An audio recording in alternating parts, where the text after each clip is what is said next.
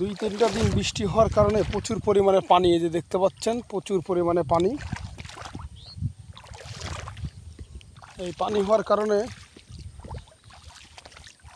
ধানগুলো খুব সুন্দর হবে, কারণ বর্ষার ধান, বর্ষালি ধানগুলো বৃষ্টি না হলে ধানগুলো ভালো হয় না। দেখতে পাচ্ছেন চারিদিকে শুধু পানি আর পানি। আমি দাঁড়িয়ে আছি বিয়েঘাট নামচড়া একদম নিচে, এখানেই সামনে জোলা আছে, জোলা দিয়ে পানি যাতায়াত করে একদম। চলুন সামনের দিকে যাই, সামনে কেমন পানি আছে। চারিদিকে শুধু পানি আর পানি, এই যে দেখতে পাচ্ছেন। আমি কিন্তু পানির মধ্যে দিয়েই হাঁটতেছি, আমার সাথে কেউ নেই আজ, থাকলে অবশ্যই আপনাদেরকে দেখাতাম পুরোপুরি ভালো করে। যাই হোক, পুরোটাই শুধু পানি।